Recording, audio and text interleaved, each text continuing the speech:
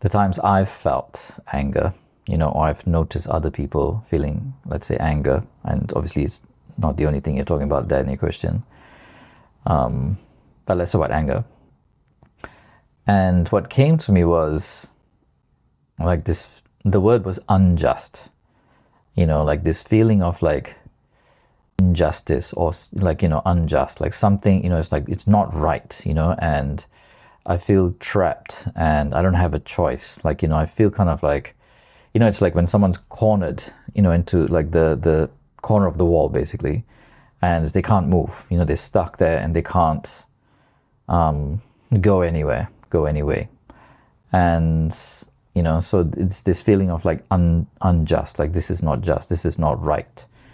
And if I feel like there's an injustice, and I'm stuck and I'm trapped, or being trapped by someone or the situation, right, like, or people, then, there's this feeling of like wanting to break free out of that and not be trapped, to break out of that.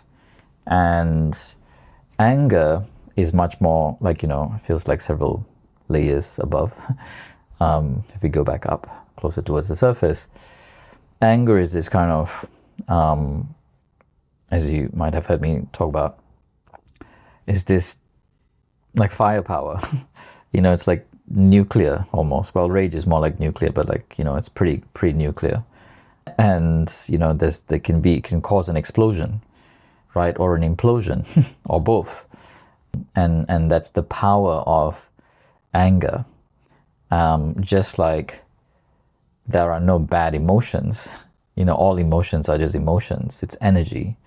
And, as I'm sure you've heard, me and other people say, emotion, energy that wants to be in motion.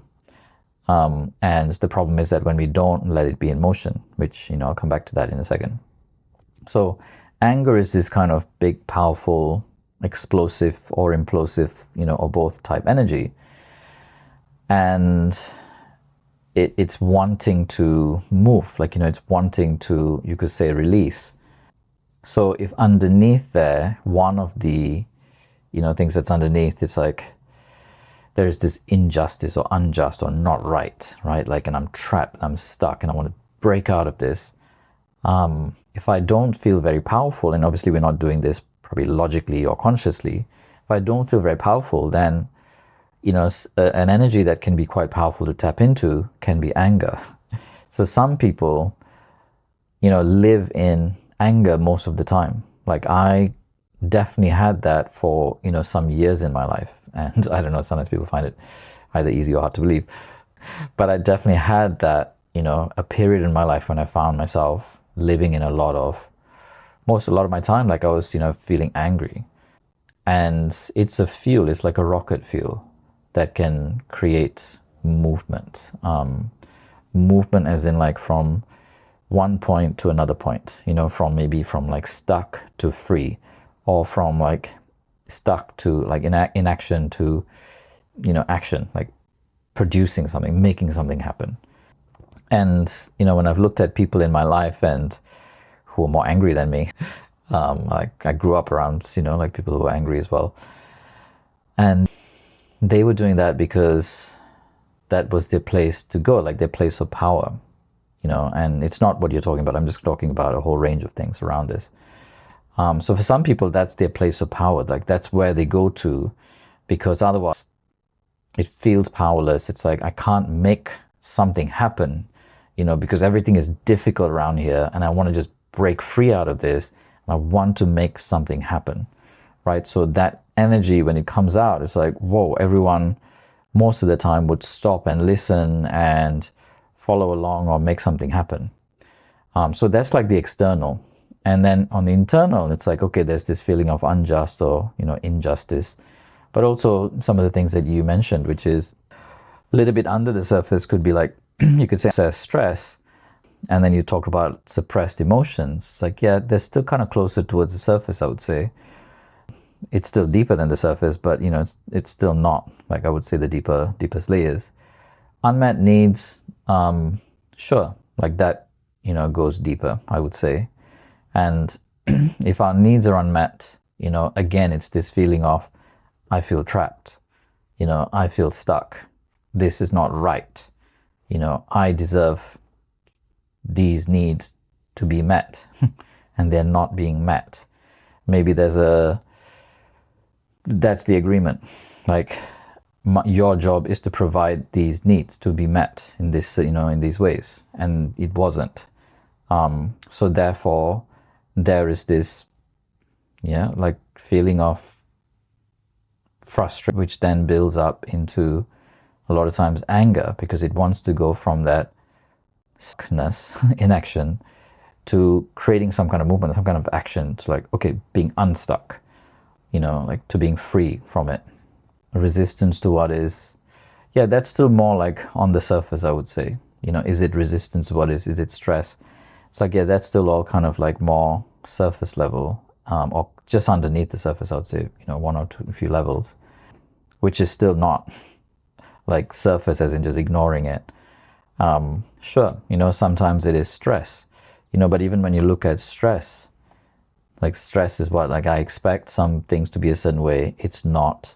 So there is a kind of internal pressure build up, and I'm experiencing that pressure as stress, like an urgency and importance of like things needing to be different, so, and it's not. So then I'm feeling this pressure, I'm actually taking it in and carrying that. So therefore I'm feeling the stress, and my body takes that on, and therefore there's only so much stress that we can take before things starts to fall apart and collapse, and break down, and we hit the wall, so to speak.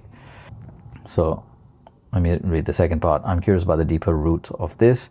How can we discern whether anger is arising from unprocessed stress, suppressed emotions, unmet needs, resistance to what is, something deeper that is moving through the system to be seen or released?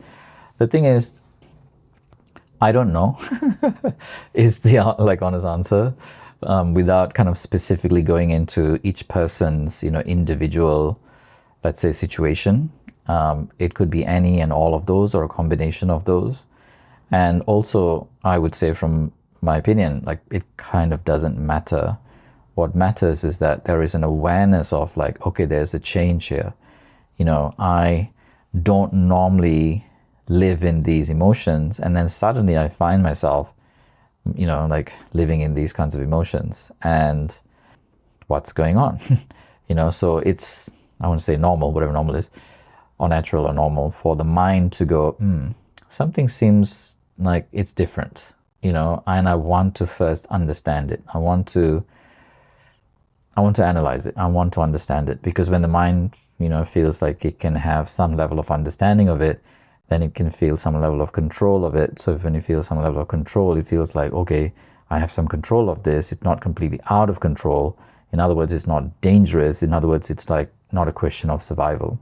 So, as long as it feels like, okay, I can kind of understand this, I'm under control. It's under control, or I'm in control, right? Like even the words under control, I'm in control, it's in control, just give this feeling of like, okay, relief. Everything's under control, or I've got this under control, right? Like this is feeling like, okay, I can relax now. So, this stress can arise from a lack of that. So in a way, it kind of doesn't really matter. Like the understanding of the layers kind of doesn't matter, but it's like, okay, what do I do with this? Where do I go with this, right? Which is kind of what you're asking as well. When these feelings arise, what is the most conscious way to meet them without suppressing them, acting them out, or identifying with them? For me, I would say this, like, it's, in like several folds, the answer. And it's, you've heard me kind of talk about this, I guess, framework many, many times. On one level, when it's something that's going on internally, so emotionally or in the mind, then I like to switch. I call it switching modalities. So like switch from emotion or switch from mind to body, and the cool thing about body is that it's tangible. So whether you go for a walk or you go for a run, or sometimes like, you kick the punching bag or punch it, right? Like get that energy moving. you know, or maybe a yoga practice. So there's deep breathing. There's like, you're moving the energy, you're moving the emotion, the energy that wants to be motion, you're moving through. And I'm not talking about just moving it without an awareness of it. You know, the cool thing about something like yoga is that if you do it with awareness, then you're not going to normally miss out on the, you know, the analysis that's needed. They'll have some kind of insight into like, you know, and the insight I think comes from like when you're practicing and you're breathing and you're in your body and you're in the present moment, you get to zoom out of the situation, you know, or you kind of zoom out of the emotion. Like, okay, I'm feeling anger. I felt it, you know, a moment ago, and suddenly I'm feeling a little bit different. So there's some space, you know, it's like we zoom out of the emotion. And I think that's one of the cool things about movement. The other, as obviously you've, you know, heard me talk about, is meditation. And, you know, if I'm feeling like big emotions moving through and I'm sitting in meditation, it's a little bit harder, I find, generally to move that emotion just by sitting there and, you know, bringing in a different, let's say, frequency or emotion. It's not impossible, but for some people it's easier to just get up and move the body, you know, and then for others it might be easy or easier or easy enough to sit in meditation, and when you shift into a different frequency, maybe into gratitude or expansiveness or, you know, something different from anger, it gives that kind of zooming out effect and being able to see like, okay, that was there and here I am and I'm able to observe it, right? Which is the essence of meditation, which is coming into the state of observer of the mind, you know, the seer of the mind. So therefore we get different perspective on the thing and the emotion. So conscious way. There's many other ways. You know, I guess you can also do it from a energetically, like healing, you know, healing point of view. And there's many healing modalities, and, you know, the one you guys have seen me use, it's like, yeah, you know, we do it in meditation, or you can just close your eyes and see, hear, feel, you know, things shifting and from one frequency to another. And it sounds like replacing one with the other, but actually sometimes a simpler version of that, which is not easy, is to actually just feel into the anger. And sometimes that's the most useful thing to do, you know, like go right into the center of it and feel right into it, just like sensation in the body. Go zoom in right into the center of it, you know, as if I always visualize like, okay, if the emotion is like a certain color, you know, or like a cloud, I don't know, somewhere in the body, like in the belly or something like that. And then, you know, the awareness of the mind is like a laser beam scanning right into the center, like a laser to the center of that cloud of emotion and the color of emotion, or, you know, whatever the texture is. And from the center, you get a different perspective, you know, because you can actually start to like, you're not blowing up the emotion more, but actually you're not ignoring it. Go right to the center and getting present with it, like, you know, sitting with it, so to speak. So therefore, when you know, as you've probably heard me say, the doorway to healing is feeling. So when you start to really feel into that emotion, it also affords us some space. So ironically, by going into it, you feel space from it and within it. That's, you know, that's the other thing I would say. So what's the most conscious way to meet them without suppressing them, acting them out, or identify with them? Yeah, I think, you know, acting them out generally isn't so accepted in society. And rightfully so, because sometimes it's big energy and it's very, you know, like no filter. So it can come out as maybe violence, right? Like, and we don't want that. Not that you're violent, but, you know, for some people, that's how it comes out.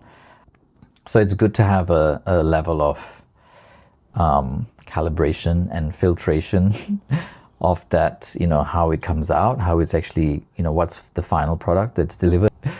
So it doesn't mean that you just swallow it and, you know, and put a smile on the face. But sometimes I think there's a time and place for people to know that you're frustrated or you are angry, or that, you know, that makes, you know, well, that doesn't make you angry, but you feel anger. It's different. No one can make us feel anything. We make ourselves feel the thing.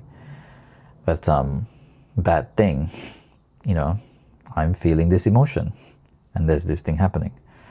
And that's different. Like it's a place of me owning that emotion. Like, okay, I'm feeling this emotion, right? Which is another kind of conscious way of processing it. Or identifying with them. Yeah, the identification always comes from ego, right? Like it's me, my, I thinking. That's the only perspective, the filter of the ego. So when it's like, okay, it means something about me, or they are thinking this about me, or I'm this, or I'm not that enough, or whatever the dialogue is, it's always about the I, me, my, right? Like it's only focused on itself, the ego. So the identifying with them, when it's like fiery emotion, let's say anger, identifying with that, it's like, okay, I feel lesser than, I don't feel powerful enough, so I'm going to act this out. I'm going to act out this energy that I feel, whether it's in words or actions, so you feel it as well, and you feel this pain or this frustration, or this injustice that I feel underneath it all. So therefore, like we throw it out. But actually, there's many ways to process, as I've said before, the movement, the meditation, all that. But like a lot of times, just a simpler thing could be taking breaths, taking deeper breaths, and that gives space as well. And then going, like, wow, just got really frustrated at that thing or that person. Like, what? That's not me. It just gives perspective. And then from that place, I can choose differently. I can choose to like let them know I'm feeling anger, if that's what's needed, or a lot of times not needed. So when we can step out of it, we can zoom out of it and choose, when we have choice, then there's freedom. But when we don't have any choice, we are trapped in that emotion and the reaction from that emotion.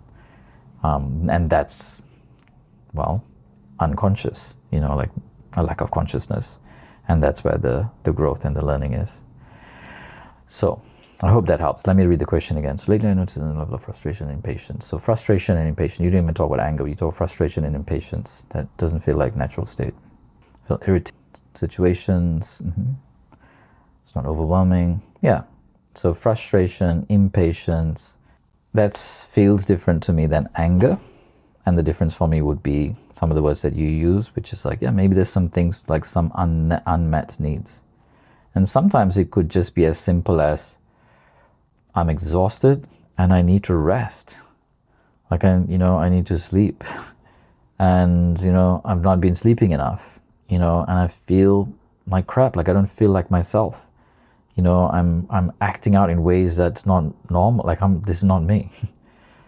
So what are those needs that need to be met? Like, if I find myself getting like cranky and frustrated for no reason, it's like, what's going on? That's not me. And what do I actually need?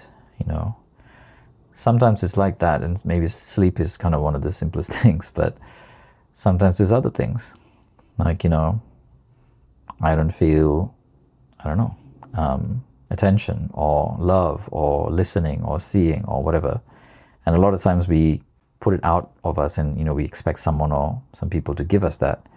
But actually, we can't receive that unless we're able to give it to ourselves. So that's normally where the learning is. And it's not from, I'm giving it to myself, I don't need you. It's that I'm giving it to myself, I can give it to myself, and I want you, and I want you to be around. Right? So that's a different place to come from. So I hope that helps and answers the question.